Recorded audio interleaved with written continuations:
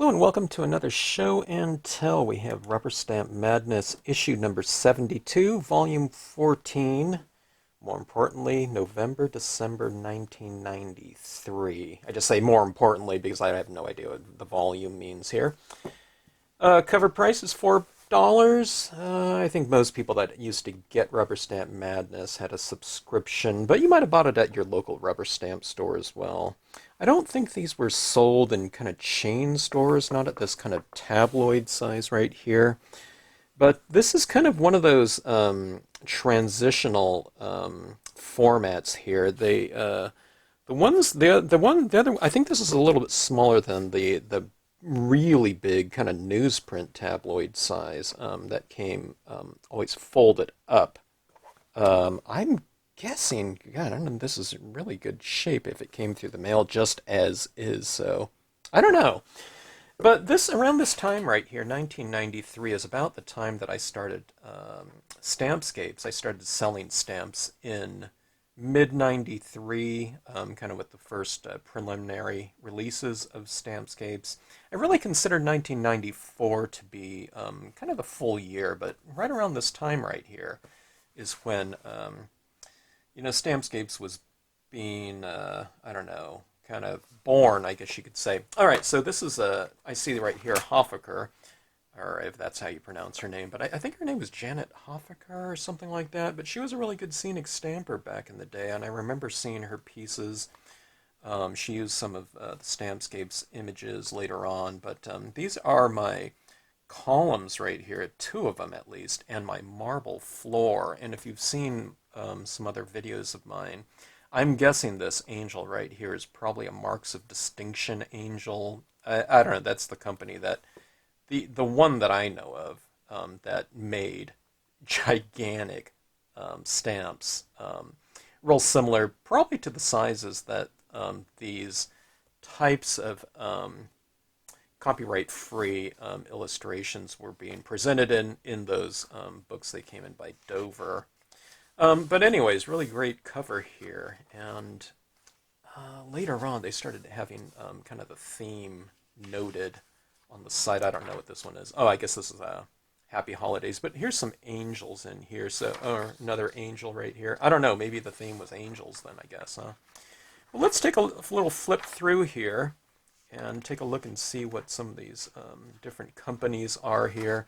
I don't know if I've done this format here or this, I don't know, I call it era. Let's say we'll divide up, kind of different periods of kind of early rubber stamp years in maybe 3 or 5 years. There was a lot of changes kind of happening at a very fast pace back in the day here. But looking through here, I recognize a lot of these. Let's see, am I in full? Yeah, I had to raise my camera all the way up to get everything in view here, but mostly animals. If you've been stamping a while, you probably remember that name there. B.A. Stamper. I don't think I ever went to that store there, but it says a stamping and stickering emporium. Santa Monica Place, Santa Monica, California. So you'd see a lot of these stores. I don't know what the rent would be in a place like Santa Monica these days, but I don't know. Wouldn't support. I don't know. There's hardly any independent stores out there to begin with nowadays. But I remember this California Rubber Stamp Company. What is this? This was a die manufacturing place. Okay, so I think they made stamps for other companies. Yeah, from what I remember, but the dies are the metal plates that you have etched to make the mold from that presses rubber. And that's the rubber making process. Not clear stamps these days, which a lot of it is. But the rubber monger, I clearly remember them. Imagine that. Fort Collins, Colorado. Yeah, that was a lot of these companies, I can't remember if they were stores or manufacturers, or a lot of them were both, okay? Hot Potatoes, you might remember them. That was these, I think it was foam stamps, largely to do kind of interior, like wall stamping and whatnot, really bold types of imagery. I think her name was Mary, right? She was on the Carol Duvall show a lot. I don't know about a lot, but I know she was on there a few times. But I used to see her around at the different shows, and I think, I don't know, I'm guessing they got really big or something, and maybe just started doing wholesale. I don't know. A lot of you might kind of know more about that than I would. But look at this colored printing on this page. So I'm guessing on one of these last pages, there's probably, yeah, see, this is the way it goes. The way they format this page would coordinate with this one right here, way in the back, in terms of an available 4-color printing, if that is 4-color right there. Okay, let's just go through this. If you've watched some other videos of mine, I'll try not to stop too long and just get lost in every single ad here, but some pretty cool icicles there, right? That would be great for a border. Darcy's Country Folk, they were always right next to us in this gigantic room over at the Carson Convention. Probably took up what would be the equivalent of like a 10 by 20 booth was a pretty big one. I'm guessing they were 20 by, I don't know, maybe 40-foot room or something like that. It was an entire room, complete with glass doors, but they would be doing make and takes where they would be like wood and kind of stamping surfaces that people would be walking out of. I don't know, I think the make and take was free. I could be mistaken, but just the amount of material they used to bring with them to the different shows, massively popular. Yeah, awesome.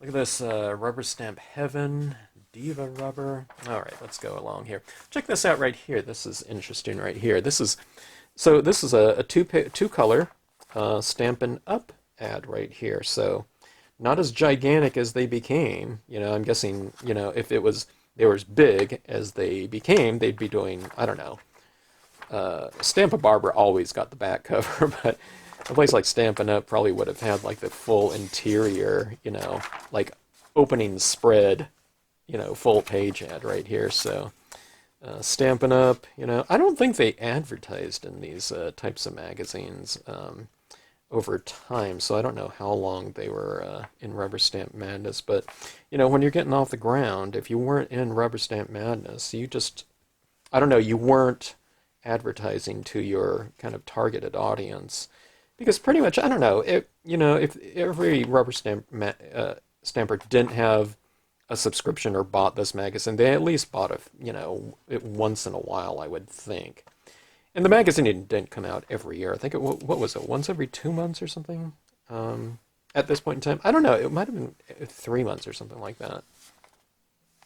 Too Much Fun Rubber Stamps, long time store, full page ad right here. Looking around here, look at this. This place is advertising Marvy craft punches and Marvy markers. Okay, so back in these days, everyone was using these types of pens right here. The La Plume or the brush markers. These ones were considered the brush marker right here. So everyone knew Marvy inks, believe me. And I don't know, you can tell someone, you can say, instead of just saying, I used yellow on that, you'd say, I used a 5.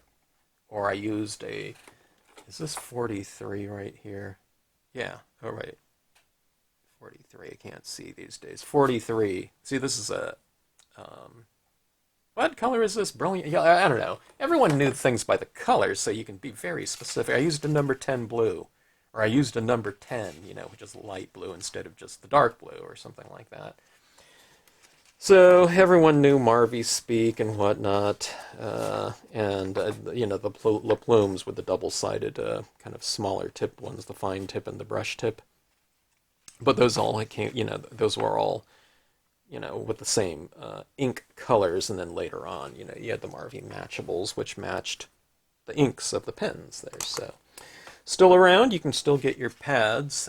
You can get the blank pad and the re-inkers for them, not the dedicated pads. Viva Las Vegas stamps. This website is still around. If anyone's ever looking for anything specific or anything kind of really obscure, I generally say go to Viva Las Vegas Stamps, their website, and just, I don't know, enter it in the search parameter there. And I don't know, they might have it there. Look at this, Stuart Superior here. A lot of you aren't familiar with Stuart Superior. They used to provide a lot of the kind of raw materials for making stamps. But they were also the manufacturer for a lot of stamp lines. Okay, a lot of people just do branding. So a lot of people don't actually make the pads, but they brand them, and they coordinate, what type of inks and what type of colors they want. They formulate it, but Stuart Superior is really the manufacturer for those pads. I used to get my wood from them, and boy, back in the day, it was really difficult to tell when you were going to get something with your sales rep from them, and maybe it was, it might have been their kind of suppliers too, but I don't know. I switched wood manufacturers many, many times, back in the day. Yes, Pigs Can Fly. That was one of my favorite. I wouldn't say it was one of my favorite companies. They didn't have a lot of designs that I liked, but they had some quirky ones that I don't know. I'd walk out of Stampa Barbara, who carried pretty much every manufacturer's lines out there. But I don't know. We're talking. I don't know if it was a million stamps. It couldn't be that many, could it? But I don't know. I'd always be attracted to, for some reason, Yes, Pigs Can Fly. I wasn't looking for their stamps specifically. I didn't even know what they had, but I'd walk in there and I'd buy a few stamps every time I went in there. Kurasueda, rest in peace. Great guy, great, really great illustrator and draftsman.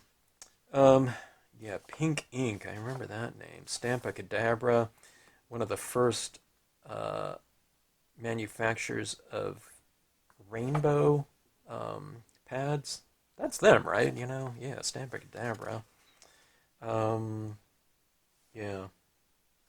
Everyone used those rainbow pads when they first came out. Let's see here.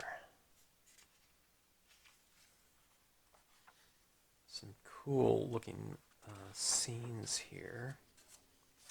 Judikins, right here. See, selling Marvy pads and whatnot. Sunlight Impressions. Oh, kits here. Remember the Sunlight Impressions and Sunlight Kids.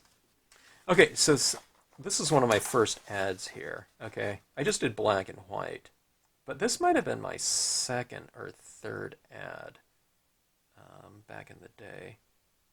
And this is back when I was in Huntington Beach, but I remember getting photo stats for my little ad layouts. These days you just upload a digital file, but back in these days, I'm guessing most of these ads here were hard copy. This is pre-digital and whatnot.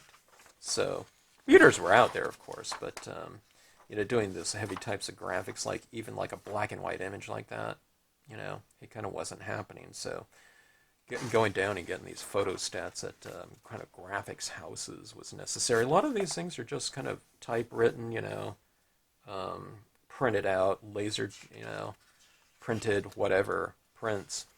But I'm guessing a lot of these were just kind of hard copy paste ups with, I don't know, you get a copy, Xeroxes of these things and pasted them up and whatnot. World of Wubber. Eccentrics, I seem to remember them. Fun Stamps, so Stampendous, you might recognize them. They're still around. Commotion, Story Stamps. I don't remember them, or that's Eccentrics. I don't recall them. Might have been more of a wholesale. I recognize a lot of the manufacturers that were around and attended conventions, because you'd see the same, people going to these conventions all the time. All right, so this is Stampa Barbara. This is located in a new store in Costa Mesa. I wasn't aware they had a store there by then. Boy, that was pretty early. I thought that kind of came later in the 90s, but I don't know. I guess, gosh, 93 they were around. So Stampa Barbara, obviously, they're from Santa Barbara.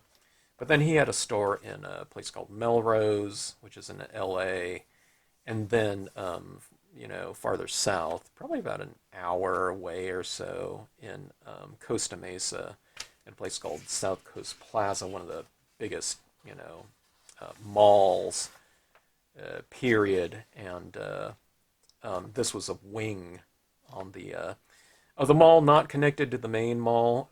Much less traffic, but they figured Stampa Barbara could be much more of a destination store. It wasn't even in the main corridor. It was kind of off on the side. So, but I'd stop in there a lot. Whenever they ordered, I would just hand deliver it to them because they were just I don't know, 15 minutes away from me on side streets. So I would go in there and I would do my shopping. I didn't go to the one in Santa Barbara a lot, but my parents lived north of Santa Barbara, so I'd stop in here to their Santa Barbara one occasionally and do a little shopping there. AAA Action Rubber Stamps in Las Vegas there. I never heard of them. Stamp Oasis was there in Las Vegas as the first store there. A lot of people that would go to Las Vegas, you'd always go to the stores. That's what a lot of people, that was a lot of fun back then, is when there were stores everywhere. So when people would go on vacation, if you were a stamper, they would hit all the stores in that given area. It kind of reminded me of when I was a comic book collector as a kid. And if we were in the vicinity of a comic book store, my mom would always take me over there. Stamp Fair monogram stamps. Okay, yeah, Janet Hoffaker. Celestial cover. Right here, talking about the cover and the creation of it. All right, here's the original rubber stamp convention, otherwise known as the Carson Convention, the one I was talking about. So, yeah. Stamps by Judith. I see her around still at the Mesa, Arizona convention. Toad Hall. Fantastic store and whatnot. I used to go and teach here quite often. It was like my home-based teaching store, right up the street from me. Not super close, but like a, I don't know, 30-minute side street drive right up Beach Boulevard in Buena Park. And Terry was on Prodigy, so she would advertise, whenever I had new stamps out, and that was my kind of exposure on the internet, was Terry on the Prodigy rubber stamping route. Prodigy, if you don't know, was kind of like America Online or something like that. Look at this gigantic spread here from Museum of Modern Rubber. Always loved their stuff, and kind of their whole kind of theme, to their line of stamps, and always saw them at all the different shows and whatnot. Always loved their booth. Stamp Oasis. Full page ad here. They made stamps, but they were also I guess primarily. I don't know. Maybe not primarily, but they also did, they had a store there and then expanded and made a bigger store. They also hosted the first 2 or 3 conventions out there. I don't know if they went on for 5 years. I don't know how many conventions were out there, but it was a decent amount. And we did, I don't know, 2 or 3 of them. Yeah, Rubber Stamp Roundup. Our first annual Rubber Stamp Roundup, Saturday, April 23rd. So that would have been April 23rd, 1994. So I think I did that first one. And I don't know if I did the second, but, we'd go back there once in a while. Manufacturers really liked doing the Las Vegas show out there because, it was like a, vacation too. So after the show, you go, I don't know if it was a 2-day, I think it was just a 1-day show. So, after the show, you go out and do stuff. And after setup on probably Friday, you go out and do stuff in Las Vegas. And they, probably go and do a couple things before taking off on Sunday. But, yeah. It was interesting at the things that you don't think about as just kind of visitors for the show that you think about kind of on the manufacturing part was usually you have to apply for an out-of-state resale sales tax vendor's license, right? But at Stamp Away, at the Vegas shows, you had somebody coming around the day of the show. I guess it was like gambling. So you pay your Nevada taxes, when you win like a big jackpot or something like that. Well, because they want to make sure that people have the money. So, the sales tax department would come around and go to each booth and say, okay, how much, did you sell? And they would collect it right then and there. Normally at any other state, you send it in, within 2 weeks or a month after the show, and you declare your revenue and pay your sales tax accordingly. Not Vegas, they want to make sure that, they're getting their money right then and there. Kind of modeled along, the gambling type of thing. GoCo printers, real similar to, well, I guess, not similar to, it's like a little home silk screening type of thing. So, this is real early back in the stamping, so there weren't a ton of kind of accessory types of things. You had your pads. I always tell people that it was matte paper and glossy paper. Everyone knew glossy back then. Somewhere along the line it was lost, and now it's like, I don't know, kind of like a puzzle on where to get it, but everyone had it back then. But things like GoCo machines, people might have those, kind of personalized printing presses back then. Fruit basket upset, always kind of loved their kind of line of stamps. They weren't around for too much longer after this, though. A lot of old engravings and kind of funky imagery. The 12 stamps of Christmas here, stamping out that, images to go along with that. See, stamping back then, here's an article on porcelain here. So, looks like painting on porcelain. You know what I mean? So, a lot of people were coming over from, all kinds of different kinds of media, So, you don't see, like, card making in here. It was just kind of based on stamping, you get calligraphy and that type of, articles being in here at some point in time. Stampscapes was a manufacturer, had, I don't know, up to 5 stores or something like that in the Florida area. I taught at 2 of their stores on one trip. I think I taught at their stores maybe once, maybe one trip. I was thinking I've been out there kind of more than once to their stores, but yeah. Look at this right here. Clear Snap right here. Gosh, I miss them. They made the Clear Snap color box stylus tools, but just a really great company in terms of kind of their contribution to the medium in terms of accessories and their pads. They were some of the earliest raised die-based pads and the vivid pads back in the day. Closed, what's it been, 2 years at this point in time? I don't remember. Color, full page color spread here, interesting. That's probably why they went down to this size right here, is because they can offer more full color printing in this one. I think the tabloid one was more of like a newsprint style of a format. So, in stamping, you pretty much had to go to color, to really present, the whatever the medium. All right, look at this. This looks like some kind of no, I don't know if that was masking. It looks like masking right here. The thing that I do with paper towels looks like someone did a cutout right here. So, the thing that I do with that, sometimes it's like, oh my gosh, look at that thing. But I got that from doing this type of thing. Back in the 90s, you had to improvise and kind of make do with what you had. Sponge on color right here. This one right here, I'm not sure how they got that kind of little background here. I'm not going to read through every kind of description right here, but these are some of the things that I'm doing these days, and that I don't know. Some of it's kind of been forgotten, so. I'm not coming up with a lot of this stuff. A lot of it is just kind of a reference for, I don't know, kind of early stamping technique or whatnot. Imagine Air Designs. I think their website is still out there. I was looking for something for someone recently. I think it was hot air balloons.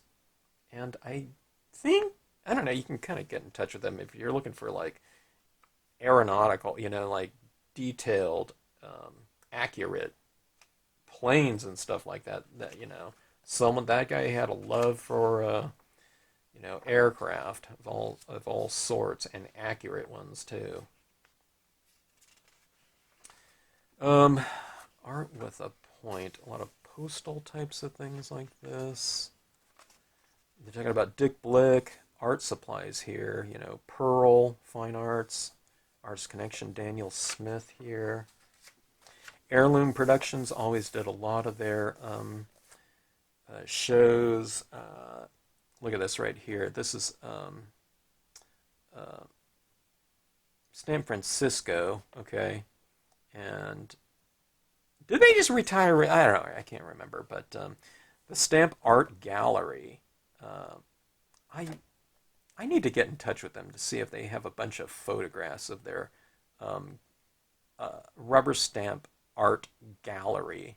Um, I think the Rubber Stamp Museum video is still up on YouTube. It used to be up there. I don't know why they'd take it down, but you need to check that out if you feel inclined sometime. Heirloom Productions did a lot of their shows over the years. They're the ones that put on like the Grapevine, convention, the Massachusetts one. I mean, just a lot of them. We used to do the Puyallup, uh, Washington one a lot. I don't know. I don't think it had gone on at this. No, well, it's right here. Washington Rubber Stamp. Yeah, Western Washington Fairgrounds right here. So I think that might have been the first one right here, 1994. I don't think it wasn't in 1993, so I think that was the first one. My gosh, that was busy. It was insane. We were almost sold out by like noon, like the first day, like after opening, like for like 3 hours. We were just like cleaned out. Um, Always a fun show to do. I have a ton of relatives up in that Washington area, so did a lot of visiting here. See this angel right here that I used in a scene for a video. I don't know, not too long ago. Right there, that's the same angel as right here. So you used to see it in a lot of different stamp company catalogs because it's that copyright-free type of illustration. But yeah, angels were the theme here. I used to know a company that consolidated angels from a bunch of different, he bought wood-mounted angel stamps from a lot of different companies and had an angel catalog. In fact, there was an angel convention happening in Orange County, Costa Mesa, and I demonstrated for him there. Because as a favor, he was a client of mine. Hippo Heart here, Angels, 100 Proof Press, Angels right here.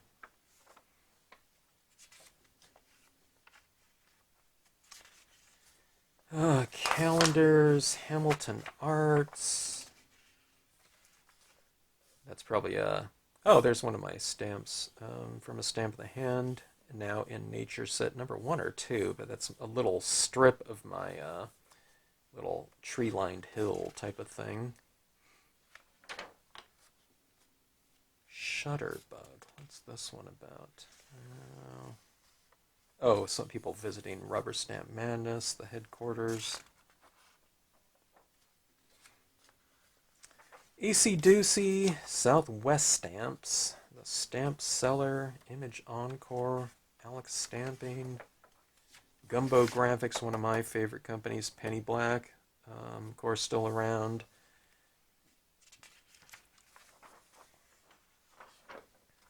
The early days of a lot of companies. This isn't not a. I mean, it's an industry that goes back to the 80s or something like that. But I don't know. Were there stamp companies in 19 art stamp companies in the 70s? I don't think so, unless like All Night Media and those types of companies. Well, I guess they were around. With some kits because I do have a 1970s. I think it was All Night Media kit. But we're talking about very few companies, even in the 80s and, um, back in those days.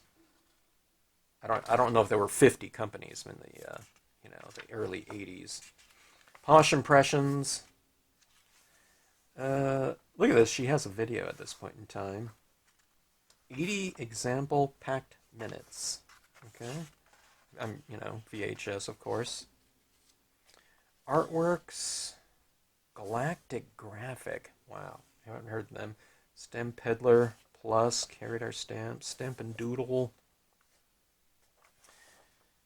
Rubber Railroad Stamp Works. Okay, now, Rubber Railroad Stamp Works, that's a handful.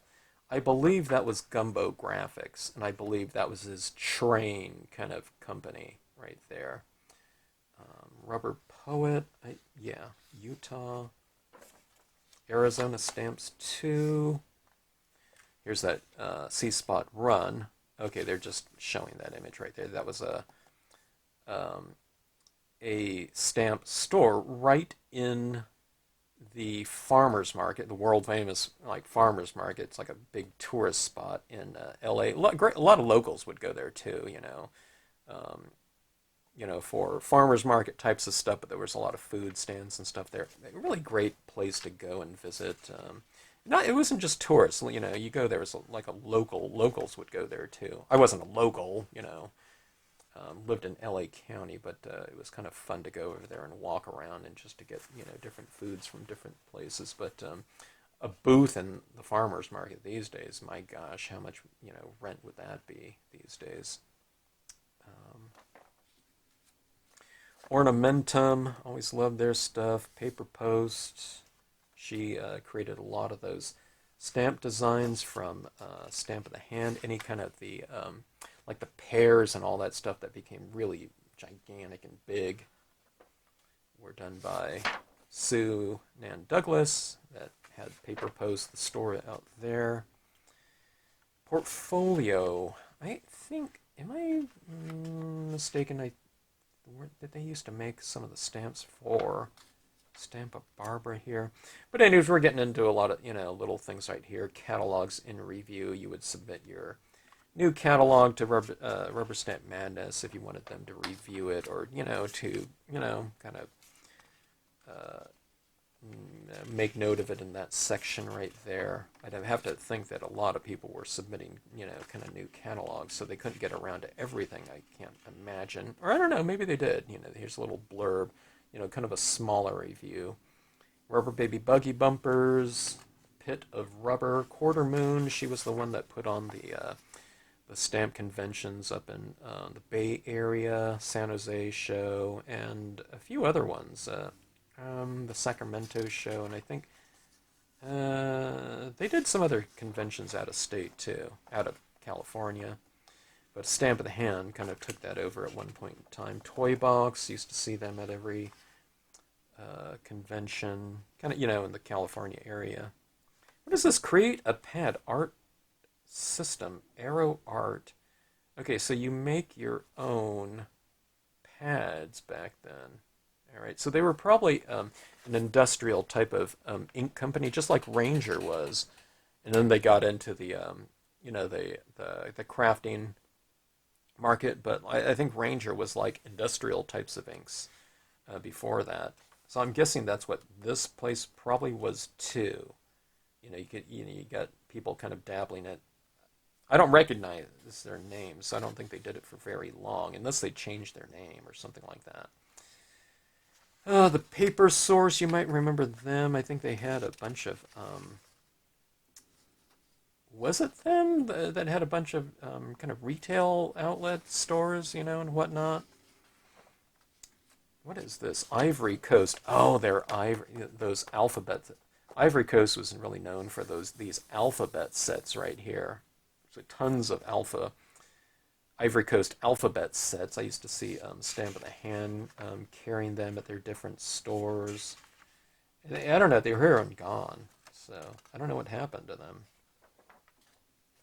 Stamp Asylum here, Stamp Sedona, undoubtedly in Sedona, Arizona. going into, if you haven't seen one of these things before, then they have the kind of a classified section here at the end. Mirror Image, always loved his stuff. Taj of Honolulu. Stampadoodle. There were several Stampadoodles. Like, take us up that. Stampadoodle do. But one of the first rubber stamp stores in Washington State, and carried Stampscapes stamps for, I don't know, a really long time. Thank you, Stampadoodle, Wendy, Stamparosa here. You might recognize them for kind of the House Mouse fame. Their store was great too, but House Mouse, everyone had House Mouse at the time. So anyway, little flip through. Maybe it was a big flip through. I get kind of caught up, kind of reminiscing about, a lot of the different features of Rubberstampmadness, but specifically, the different ads and companies advertising in here, and it takes me back to, the different companies out there and whatnot. Wanted, they would be wanted, looking for whatever. Someone said, hey, maybe we ought to take out an ad looking for, when I did that Edward Gorey kind of cave scene. I don't know, where's my cave scene here? I did this piece right here, but there was an Edward Gorey, he's an artist, kind of did these funky kind of black and white types of illustrations, but they said, hey, maybe we ought to take out an ad. And what they were referring to was asking if anyone has an Edward Gorey set out there. Edward, this type of the set that this came out of were the ones that weren't really being used by a lot of rubber stampers. It was kid stamps, and you would see those stamps being sold in places like, I get it at like Barnes and Noble, but it would be like at a gift store. It wouldn't be like it sold at. I don't think rubber stamp stores were selling that type of thing, because it was more of the, the big box kind of stores, like like a Barnes and Noble or something like that, in that kind of gift area. I saw that one time. I don't know, I should have bought several sets, not to hoard them or anything like that, but I don't know, if people wanted one later on, I would have it to to offer to them or whatnot. EK Success here. Going back in back issues for Rubberstampmadness. Good Stamp Goods. I really miss that company. I'd go around and buy like a, I don't know, a few stamps off of them once in a while at the Carson convention. But look at this right here, Advertising Index. I've gone into other earlier issues of this, and there might be like a small section like that of advertisers, and then this is getting bigger, and the industry started just growing exponentially, so you have like a full page of advertisers right here. But yeah, Stamp Antonio here, and always the big splash, not splash page, but whole back cover of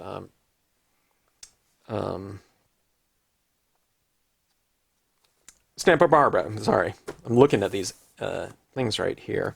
These look like those kind of glass ornaments by God. Who was that glass ornament? That famous glass ornament maker, Christopher Radko. Yeah, they kind of remind me of a Radko type of thing right here, right? But Stampa Barbara was one of the first kind of modular stamp companies out there. He would make stuff to go with things. Okay, so. There might be a branch or something like that. There might be a swimming pool, but there would be, he would do all those different types of designs to go into this kind of ecosystem right there.